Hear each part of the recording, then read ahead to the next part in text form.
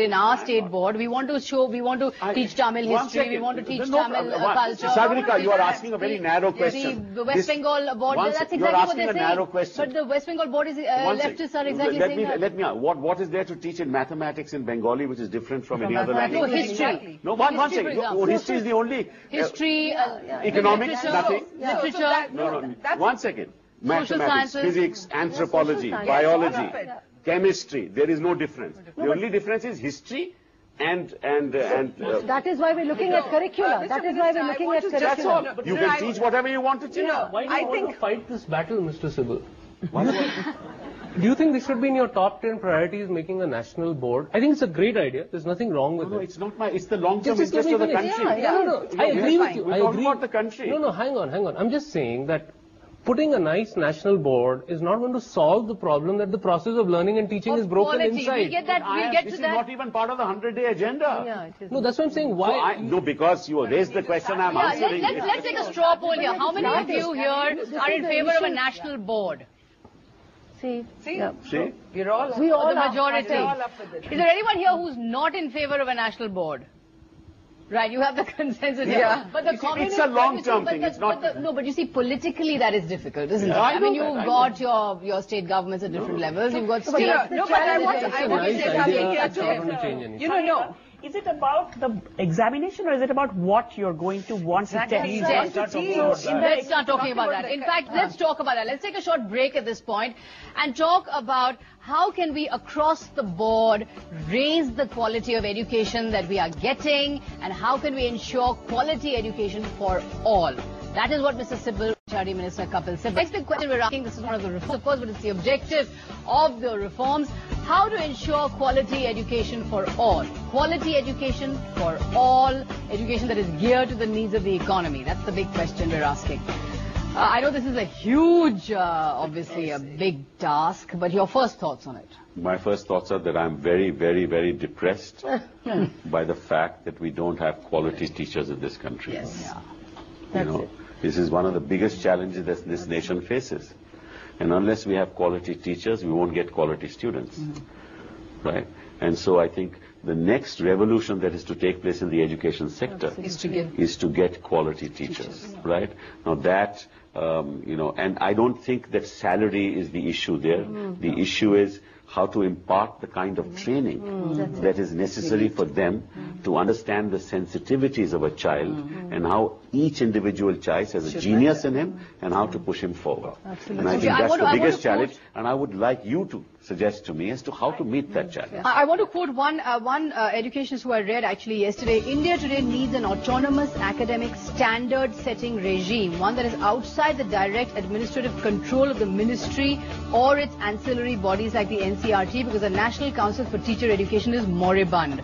So you need an autonomous agency of experts. So do you accept that the ministry has to then recede, has to retreat? See, I am least concerned about retaining power or conceding power. The issue is we must achieve the objective, whatever it takes. So I'm less depressed than you are, but you have a much bigger task. I feel like there have been examples in the country over the last few years of big change, which is possible with existing, infrastructure, existing people. While we need to upgrade teachers, upgrade parents, upgrade children, we still can't lose too much time. Because my child who's in 5th today, by the time all this process happens, he will lose out. I want to draw attention to examples of states like Madhya Pradesh and Chhattisgarh. These are not, hugely, academically sort of advanced states like Tamil Nadu or others. And I feel on the very basic stuff that, I deal mostly with primary education, on basic arithmetic, basic reading, basic comprehension, they've made huge strides every year. And for the, Madhya Pradesh is a huge state. They have 47 or 49 But let's get some a word in from our audience as well. I mean, what the minister is saying about enhancing the quality of teachers. Who here feels that it's because of teachers that they have suffered? They have suffered because they have always had bad teachers. Go ahead, sir, in the mauve shirt. The main problem India is facing in education is the least people who don't get into any other sector get into teaching. That's what is happening. That's why you don't get the cream of any society into the education sector. So what do you do? I'd like to make a comment on that. There is a huge talent shortage, but you have to also look at things that we're talking about states. I'm looking at the metro. In the metro itself, when I have to appoint a teacher, the people who are coming across are people who are doing it from some correspondence from somewhere. They don't have the foggiest. Yes. There are no proper B.Ed colleges. So we have to, as a government, you have to sort of create these situations where there are institutions where teacher training comes into being. It's not there. Bright, motivated teachers. It's archaic. It's archaic. You need to set up. B.Ed course is archaic. You need to set up an independent academy. That's right. Which sets up standards, right?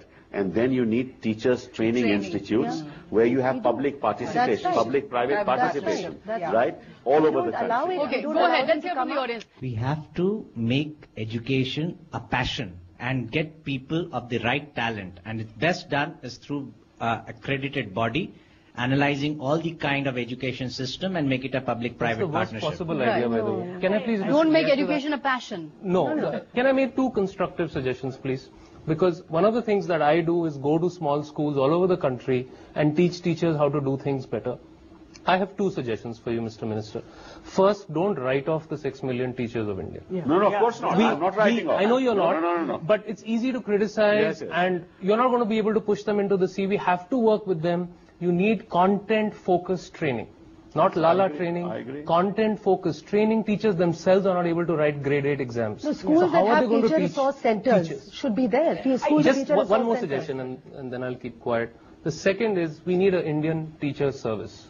We need to build that respect, credibility. That is a very good idea. Not the issue anymore. The Indian teacher service, like the Indian Administrative Service. I would also like to propose that why should only children have to take exams of whatever sort? Why can't we have a certification that teachers have to take every couple of years? Yes. Make it as broad-based and you can do it at any time. But I want to be taught by a teacher who's been certified within the last 5 years to be up to date on whatever it is. It's happening all over the world. Yeah. I just want to make it clear, I have great respect for the teachers who are teaching. We have some wonderful teachers all over the country. Yeah, and so we should not be seen to be criticizing anybody. I'm only depressed about the fact that the task is so huge, that we need a lot of people with the passion that you talked about who go into teaching, and because ultimately India will be great only when the teaching but we have quality teachers. It's about conceptual teaching. Today in India, over the last few years, we've had money, at least in primary education or elementary education, that we've never had before. This unprecedented money is available in Sarva Shiksha Abhiyan. We all pay 2% education cess. And nobody complains. And nobody complains. 20 days of training is permitted for every single government school teacher in the country. We just have to make the best, most effective use of that. And states which are doing that, you're beginning to see results.